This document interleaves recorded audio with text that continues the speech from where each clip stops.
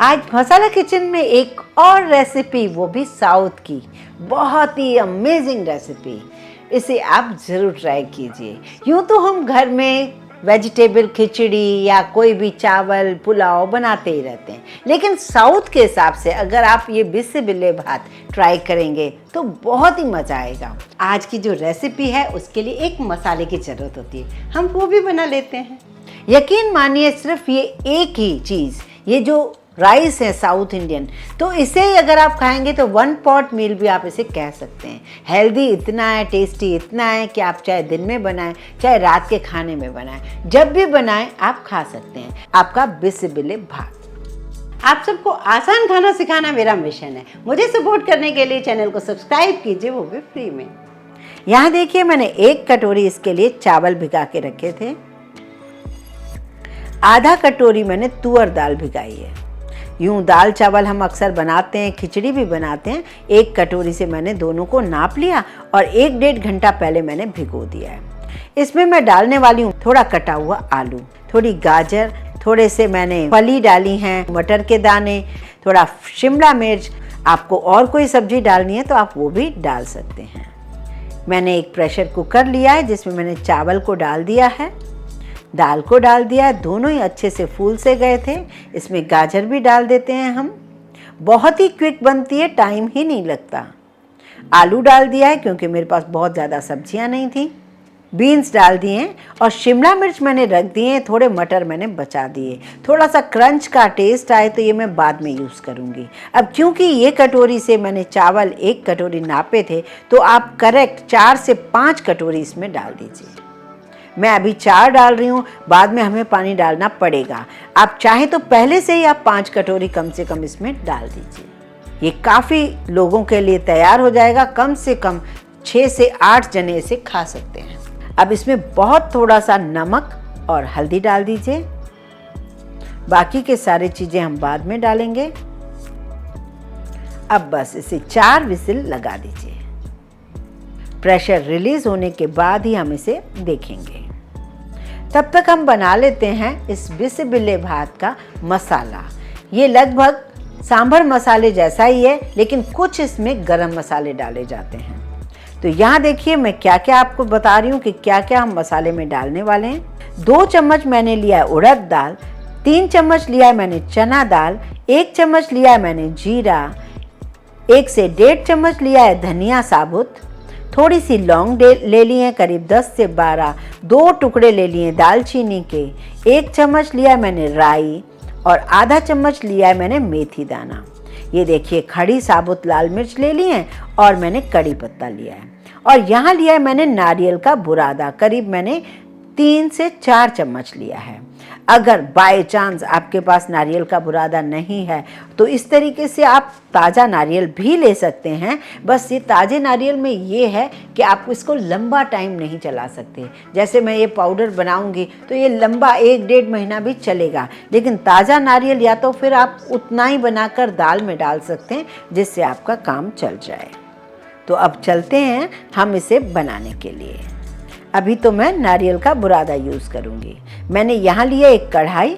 सबसे पहले बिना ऑयल के मैं ये दोनों दालों को डाल रही हूँ। दोनों दालों को मैंने अच्छे से कपड़े से पोंछ लिया है। आप चाहें तो वॉश करके भी डाल सकते हैं। इन दोनों को पहले हमें अच्छे से सेकना है। वैसे हम नॉर्मल जो भी हम कुछ बनाते हैं तो पहले राई, हींग और ये कड़ी पत्ता वगैरह डालते हैं, पर क्योंकि हमें दाल पहले सेकनी है तो मैंने ये दाल डाल दी है। सारी चीज़ें हमें धीमी आंच पे ही सेकनी होंगी। इन दालों को हम निकाल लेते हैं।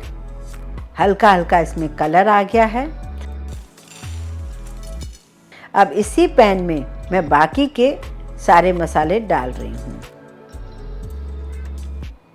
इन सबको भी मैं धीमी आंच पे सेक लूँगी। यहाँ पर मैंने जो सूखी साबुत लाल मिर्च ली हैं 3-4 ली हैं नॉर्मल वाली। अगर काश्मीरी लाल मिर्च होती तो हम वो भी ले लेते। अब गैस तो मैंने बंद कर दिया है, कढ़ाई गरम है। उसी गरम कढ़ाई में मैंने नारियल का बुरादा डाल दिया है, जिससे हल्की सी उसकी भी ना सिकाई हो जाए, मॉइस्चर ख़त्म हो जाए। बहुत अच्छी भीनी भीनी नारियल की खुशबू आ रही है। अभी 2-3 दिन पहले ही मैंने आपको आलू बैंगन की सब्जी दी है। आपको कैसी लगी मुझे कमेंट करके ज़रूर बताइए।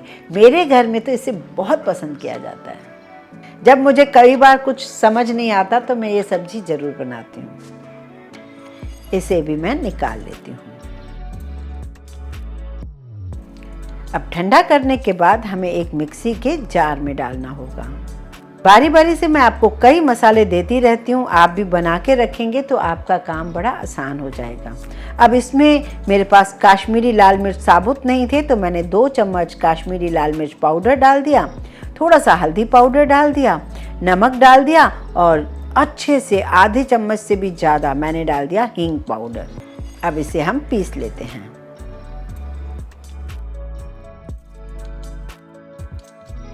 ये देखिए, ये पाउडर बनकर तैयार हो गया है। किसी भी सूखे जार में रख दीजिए। इस पर लिखना बिल्कुल ना भूलिए, लिख लीजिए कि कौन सा मसाला आप बना रहे हैं। लगेगा हमें बहुत कम, लेकिन ये मसाला हमारा तैयार है ना, अब आगे जब हम बनाएंगे तो बहुत ही फटाफट ये बन जाएगी। एक और बात, इस मसाले को अगर किसी वजह से आप नहीं भी बना पाए तो पाव भाजी मसाले के साथ थोड़ा सा गरम मसाला यूज कर लीजिए, आपका ये बढ़िया रेसिपी बन जाएगी। लग रहा है ना बहुत ही अमेजिंग सा मसाला। मार्केट से जब आप मसाले खरीदते हो उसमें वो फ्लेवर नहीं होता है, वो खुशबुएं नहीं होती हैं जो आप घर के मसाले बनाते हो उसमें होती हैं। ये देखिए, जो कटोरी में रखा है ना मसाला, बस मेरे को 2 चम्मच ही मसाला लगेगा, 2 टेबल स्पून, लेकिन हमने काफ़ी सारा बना के रख लिया है। और एक बात, जब हम मिक्सी से भी पीसते हैं ना, उसके बाद भी हमें थोड़ा ठंडा करके इसे जार में रखना चाहिए, जिससे इसके कलर पर कोई फ़र्क ना आए। तो देखा ना, ये मसाला कितनी जल्दी बनकर तैयार हो गया। काफ़ी दिनों तक इसे यूज़ कर सकते हैं। सांभर मसाले से थोड़ा ये स्पाइसी रहता है, आप अपने हिसाब से कम ज़्यादा डाल सकते हैं। अब यहाँ मैंने एक बड़ा सा बर्तन ले लिया, यहाँ मैंने डाल दिया ऑयल। आप शुरू से ही चाहें तो शुद्ध घी ले सकते हैं, मैं शुद्ध घी आखिरी में यूज़ करती हूँ। और ये मूंगफली जो हैं आप पूरे इसमें डाल सकते हैं, पर कई बार ऐसा मैंने नोटिस किया है कि कई लोगों को तो मूंगफली बहुत अच्छे लगते हैं, बीच बीच में आते हैं क्रंच सा, लेकिन कई लोगों के दांतों में प्रॉब्लम होती है, वो मूंगफली नहीं खा पाते हैं। तो मैं लास्ट में बताऊंगी इन मूंगफलियों का क्या करूंगी। अभी तो मैंने सेक के अलग कर दिया है इसे। आप क्या पसंद करते हैं तो आप नीचे रहने दीजिए इसी में।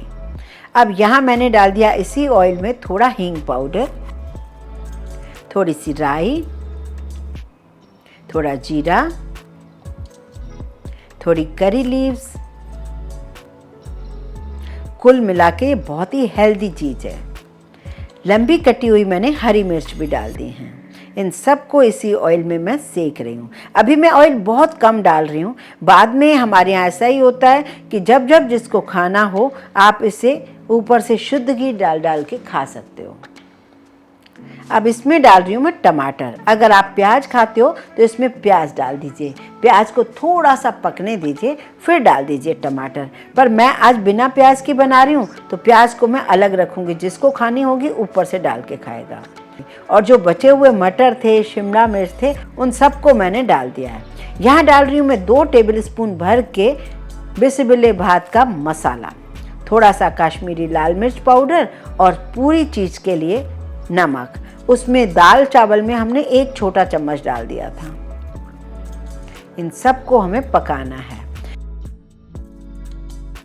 यहाँ मुझे डालना है थोड़ा सा गुड़ और इमली, पर मेरे पास क्योंकि मीठी चटनी थी और मैं गुड़ और इमली से ही बनाती हूँ, वो मैंने इसके अंदर डाल दिए। आप चाहें तो इस वक्त कच्चे आम का सीजन है, आप वो यूज़ कर सकते हैं, साथ में गुड़, फिर आप इमली को स्किप कर सकते हैं। पर यहाँ ये साउथ की चीज़ों में इमली ज़रूर डाली जाती है, पर आप अपने हिसाब से तैयार कर सकते हैं। ये सारी चीज़ें अच्छे से पकने के बाद आप इसमें कम से कम 2 कटोरी पानी डाल दीजिए और इसे पकने दीजिए ढककर। ये देखिए, मैं आपको यहाँ पर खिचड़ी बताती हूँ, वेजिटेबल खिचड़ी। अब इसमें फ़ायदा ये भी है कि जैसे मेरी एक साउथ इंडियन फ्रेंड थी, वो क्या करती थी, जैसे इसको एक साथ बना लिया, आधी खिचड़ी को रख देती थी फ्रिज में ठंडी करके, वो उसे तड़का कल देती थी और आधी खिचड़ी को जैसे आज देती है। और हमारे घर में ऐसे भी होते हैं, कई बच्चे हैं उन्हें स्पाइसी नहीं खाना है, तो आप आधी खिचड़ी मतलब फीकी भी रख सकते हो, नमक हल्दी वाली। यहाँ मैं थोड़ी सी खिचड़ी इसमें बचा के रखूँगी, बाकी सारी खिचड़ी इस उबलते हुए रसे में डाल दूँगी। बहुत ही बढ़िया पक चुकी है, सॉफ्ट भी हो गई है, लेकिन छोटी छोटी सब्जियां दिख भी रही हैं। साउथ की चीज़ों को हम नॉर्थ में लाकर कुछ ऐसे तड़के दे देते हैं कि उसका टेस्ट और भी अमेजिंग हो जाता है। आप इसमें और क्रिएटिविटी क्या कर सकते हैं, मुझे कमेंट करके ज़रूर बताइए।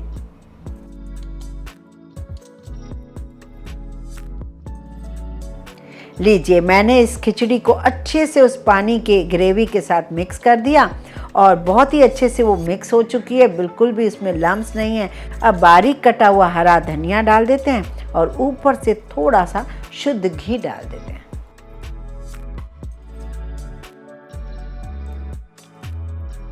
लीजिए, तैयार हो गया साउथ का फेमस बिस्बिल्ले भात। इसे आप रायते के साथ खा सकते हैं, चटनी के साथ खा सकते हैं या फिर साथ में पापड़ रख सकते हैं।